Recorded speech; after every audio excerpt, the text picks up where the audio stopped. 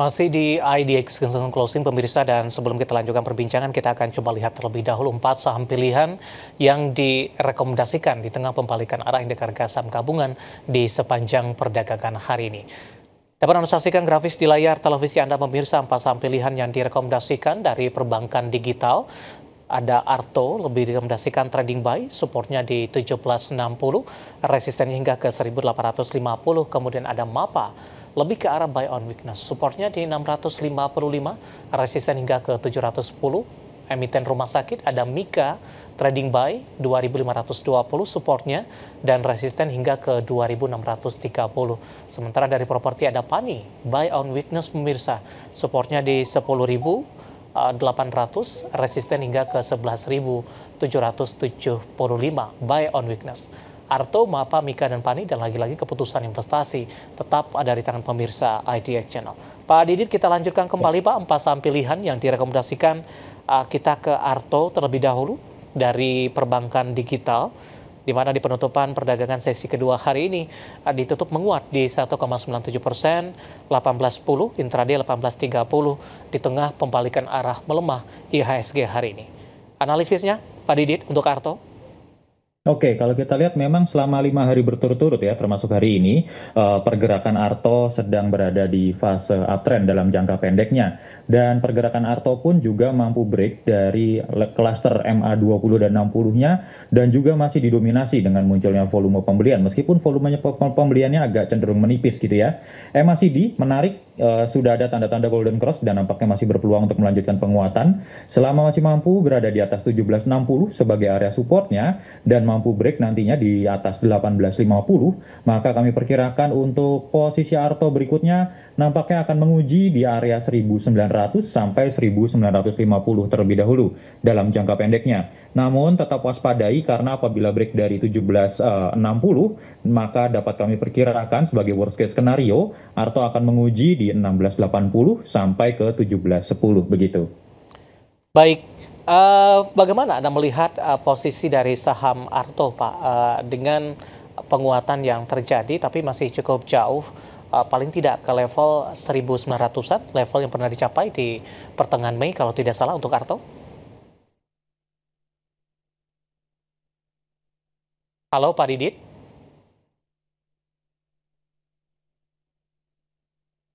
Ya, Pak Didit. Baik, Arto ditutup di 1810, menguat di 1,97% pemirsa, di mana di sepanjang perdagangan hari ini, Arto bergerak di range harga 1775 hingga ke 1830 pemirsa. Di penutupan hari ini di 1810 menguat di 1,97%. Pak Didit? Iya. Ya, sempat terputus tadi Pak, untuk Arto bisa di review ulang kembali dengan posisi Arto di 1800-an saat ini, kemudian di Mei sebelumnya sempat ke 1900-an. Bagaimana Anda melihat pola pergerakan dari Arto sempat tertekan ke 1200-an di April? Halo Pak Didit. Iya, halo Mas David, maaf bisa diulangi pertanyaannya Mas? Ya, Pak Didit, menyambung dari pembahasan sebelumnya, Arto dengan Iya. target resisten di 1850, peluang ke 1900-an seperti apa Pak? Oke, kami melihat kalau memang nanti Arto dari sisi volumenya masih terjaga dengan baik, masih muncul adanya volume pembelian, dan apabila break dari 1850, maka dapat kami perkirakan Arto akan menguji di 1905 sampai ke 1950 terlebih dahulu gitu, Mas. Baik, ada perubahan tidak Pak ketika level resisten tadi yang 1850 ditembus untuk buy on breakout untuk Arto? Ya, kalau kita lihat dengan adanya peningkatan dari volume pembelian, maka apabila break dari 1850, maka bisa langsung untuk buy on breakout terlebih dahulu untuk pergerakan Arto. Baik, dari Arto kita beralih ke saham pilihan kedua Pak, ada MAPA, ditutup menguat 6% hari ini di level 700, kebetulan intraday tertinggi di sepanjang perdagangan hari ini. Pertimbangan untuk MAPA yang sudah menguat di 2 hari terakhir ini, Pak Didit.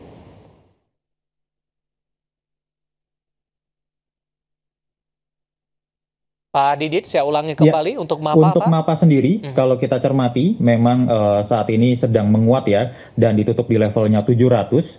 Pergerakan dari MAPA sendiri mampu break dari klaster MA20 dan 60-nya juga selama 3 hari berturut-turut. Ini juga masih didominasi dengan munculnya volume pembelian. Maka dengan demikian kalau kita lihat ini MAPA bisa untuk buy on weakness dulu di supportnya 655 dan resistennya di 710. Kami melihat dari sisi MACD sudah mulai menyempit dan berpeluang terjadinya golden cross. Nanti apabila break dari 710, maka dapat kami perkirakan untuk pergerakan MAPA berikutnya nampaknya akan menguji di 740 sampai ke resisten kuat berikutnya yang berada di 775. Seperti itu Mas Devi. 775 target sampai kapan, Pak? Untuk 775 paling tidak mendekati 740 dulu ya di pekan ini terlebih dahulu. Apabila nanti mampu break kembali dengan volume yang cukup rapi dan meningkat, maka nampaknya akan menguji di 775. Penguatan yang terjadi di 2 hari terakhir didukung dari sisi volume tidak, Pak? Kalau kita lihat selama 2 hari, bahkan 3 hari terakhir ya, kalau kita lihat 3 hari terakhir, ini dari sisi volume MAPA sendiri cenderung meningkat, meskipun tidak begitu besar ya, namun ini pergerakannya juga cenderung rapi, stokastiknya juga menarik, masih berpeluang menguat dari area netral, dan untuk MACD-nya ini relatif menyempit dan berpeluang terjadinya golden cross, seperti itu. Baik, dari MAPA kita beralih ke saham pilihan yang ketiga, pemirsa. Emiten rumah sakit ada Mika, Mitra Keluarga Karya Sehat TBK, hari ini juga menguat di 3,15%, di tengah pelemahan indeks harga saham gabungan ditutup 2620.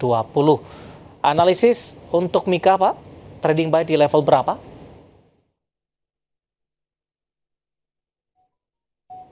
Ya, untuk pergerakan Mika ya saat ini memang sedang berada di fase uptrend ya. Namun demikian pada hari ini pergerakan Mika kebetulan tertahan oleh MA200-nya meskipun selama 3 hari berturut-turut ini masih didominasi dengan munculnya volume pembelian begitu ya. Volume pembeliannya pun juga agak cenderung turun. Menarik apabila kita cermati dari sisi MACD-nya, MACD sudah mulai menyempit dan berpeluang terjadinya golden cross. Nanti apabila Mika mampu break dari 2630 sebagai area resistnya, di mana tadi juga sempat break ya ke 2650, namun masih membentuk adanya kepala candle gitu ya. Maka kami perkirakan untuk pergerakan Mika berikutnya akan menguji di level 2720 sampai ke area berikutnya di 2770. Begitu Mas David. Baik, dari Mika kita beralih ke saham pilihan terakhir Pak Didit dari properti ada Pani, tapi lebih ke arah buy on weakness. Saya ulang kembali, supportnya di 10.800, resistennya hingga ke 11.775.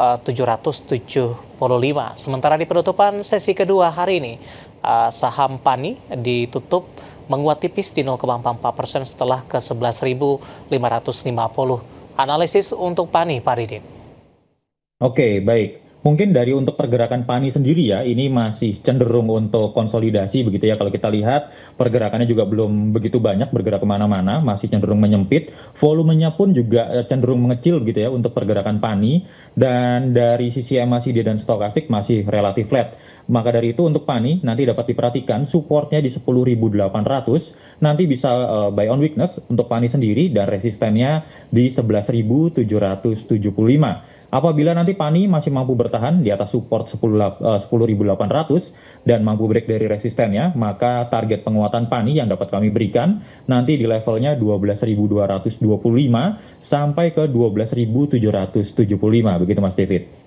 Penutupan hari ini di 11.350 menguat di 0,44% pemirsa. Support mungkin yang bisa diwaspadai singkat saja Pak? Untuk support dari Pani di 10.800 Mas David. Baik, penutupan hari ini masih di 11.350, 4 saham pilihan yang direkomendasikan pemirsa. Tadi juga sudah disampaikan, di antaranya tadi ada Pani yang baru saja kita ulas, kemudian juga ada posisi Mika, MAPA, dan Arto, dan lagi-lagi keputusan investasi tetap ada di tangan pemirsa ADI Channel. Pak Didit, kita tahu kembali, saya akan coba sampaikan update penutupan perdagangan di sesi kedua hari ini pemirsa, di mana indeks harga saham gabungan ditutup di zona merah, tapi pelemahannya lebih ke arah terbatas di 0,18% pemirsa, dan indeks harga saham gabungan kembali diperdagangkan atau berhasil ditutup di 6.919,360. Level terendah hari ini di 6.885, level tertinggi di 6.971. Semoga pelemahan terbatas di menit-menit penutupan memberikan sinyal positif untuk perdagangan indeks harga saham gabungan di keesokan harinya. Langsung saja kita ke grafis yang pertama, kita akan coba lihat posisi penutupan beberapa indeks lainnya seperti MNC 36, Jakarta Islamic Index dan juga ada LQ45. Tampaknya bergerak mix, MNC 36 melemah di 0,70%, Jakarta Islamic Index menguat di 0,32%, sementara LQ45 melemah di 0,56%. Rotasi pergerakan sektoral, konsumsi non-primer menguat di 0,73%, barang baku juga menguat di 0,16%, transportasi dan logistik melemah dalam di 2,23%, sementara sektor keuangan melemah di 0,83%. Saham-saham yang hari ini melaju di zona hijau, top gainers, BRMS ditutup menguat di 408, aman terapresiasi ke 8.650, SSIA melesat ke 1680, dan PSAB juga menguat di Rp474 per sahamnya. Grafis yang terakhir, saham-saham yang menjadi pemberat dari perbankan big cap pada BMRI dan BBRI ditutup melemah di 4750, 3680, bahkan BMRI transaksinya 1,5 triliun rupiah, MBMA tertekan ke 436, DSSA juga tenggelam ke 52.725.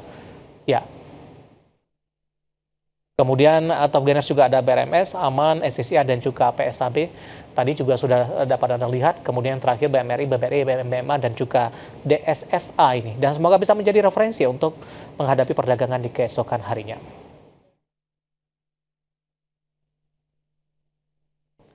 Kita akan jeda kembali dan tetap di tempat Anda. Beberapa pertanyaan masih ada di WhatsApp interaktif kami. Nanti kita akan coba ulas satu persatu. Dan pemirsa, kami akan segera kembali sesaat lagi.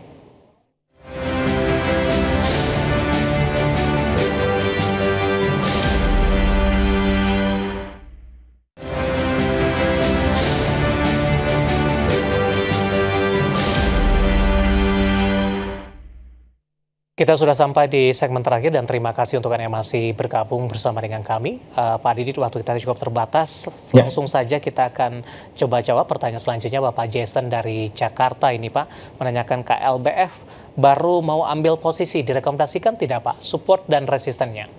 Oke, untuk KLBF sendiri nanti bisa untuk trading buy ya, untuk area supportnya yang dapat kami perkirakan di level 1415 dengan area resisten di 1570. Karena kalau kita melihat volumenya, pergerakannya saat ini, pergerakan KLBF masih berada di bawah MA20-nya, meskipun volumenya sudah mulai muncul adanya volume pembelian. Namun MACD dan stokastik belum ada konfirmasi lanjutan. Nanti bisa dijadikan untuk area resistennya tadi di area 1570. Apabila mampu break, maka target selanjutnya nanti dapat diperhatikan 1600 sampai 1675. Untuk area pembeliannya dapat dicermati di level 1450 sampai di level 1495. Begitu Mas David. Baik, Bapak Purnomo dari Jakarta, Pak, menanyakan saham Arto, Pak. Tadi pun juga sempat kita ulas ya, Pak, ya, untuk Arto. Bisa review singkat saja, Pak. Bisa beli di harga berapa untuk Arto?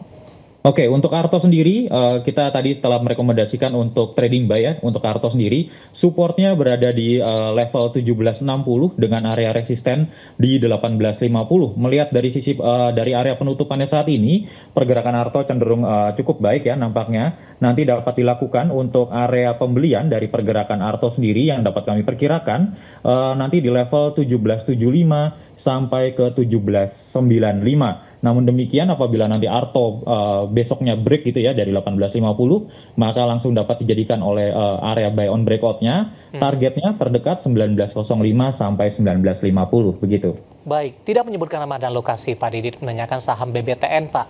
Seperti apa prospeknya? Hari ini juga ikut melemah di 1095 penutupan hari ini.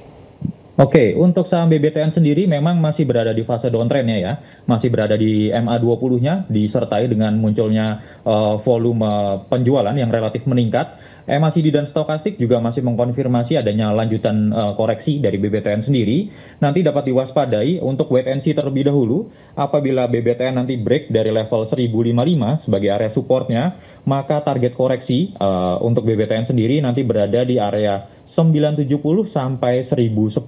Mungkin area tersebut dapat dijadikan sebagai area untuk buy on weakness-nya. Untuk support lanjutannya nanti dapat diperkirakan di 960. Adapun area target dari BBTN sendiri yang dapat kami perkirakan dapat dicermati di 1135 sampai 1180. Baik, Brand, Pak, dari Bapak Ari dari Jakarta Barat. Terima kasih sudah bergabung, nyangkut di 6250, Pak, untuk Brand.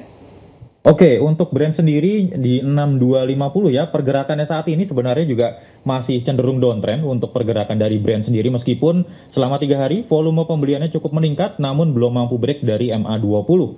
MACD-nya sudah mulai melandai, stokastik nampaknya akan mulai menguat di area netral. Tetap cermati area supportnya yang dapat kami perkirakan untuk Brent sendiri nanti di levelnya 5.750.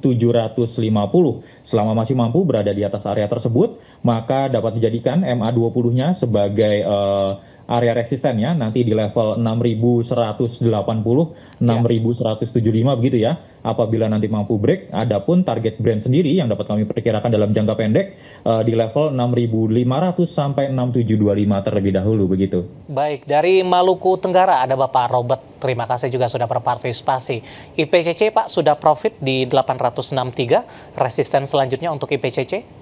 Oke, untuk IPCC sendiri saat ini kebetulan memang pergerakannya menguat ya dan ditutup di levelnya 1020 untuk pergerakan IPCC. Dari sisi volume masih muncul adanya volume pembelian, stokastiknya mulai mengkonfirmasi adanya lanjutan penguatan, namun demikian dapat diperhatikan untuk area resistnya di 1050. Mampu break dari 1050, target berikutnya yang dapat kami berikan di 1085 sampai 1125 begitu. Ya, kita beralih ke Bandung, Jawa Barat. Pak Didit, ada Bapak Bukik. Terima kasih juga sudah berpartisipasi menanyakan saham NCKL, Pak. Bagaimana prospeknya jika direkomendasikan support dan resisten untuk NCKL? Hari ini ditutup flat di 660, Pak Didit.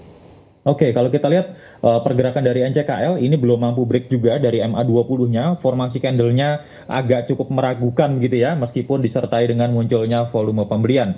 Waspadai untuk area support dari NCKL sendiri apabila break dari 635, Ya. kami perkirakan nampaknya NCKL sendiri ini masih akan terkoreksi untuk menguji di area 605 sampai ke 575. Namun demikian, best case skenario-nya dapat dicermati untuk area resisten yang tadi belum mampu ditembus ya di 685 karena apabila break dari 685 kami perkirakan target 710 730 seperti itu. Baik, terakhir Pak, BRMS ini tidak menyebutkan nama, ada lokasi support dan resisten entry ideal untuk BRMS. Oke, kalau untuk BRMS sendiri saat ini kebetulan ditutup menguat ya untuk BRMS dan dapat kita lihat untuk volume hari ini relatif cukup baik dibandingkan volume periode sebelumnya. Stokastik sudah golden cross dan nampaknya berpeluang untuk melanjutkan penguatannya. Cermati area support yang berada di 382. Selama masih mampu berada di atas area tersebut, maka nanti untuk area pembeliannya dapat dicermati di level 390 sampai 404 dulu. Dan apabila nanti BRMS mampu break dari 414, maka target penguatan berikutnya berada di 424 sampai ke area 434 seperti itu. Cukup sulit kembali ke 490-an, Pak?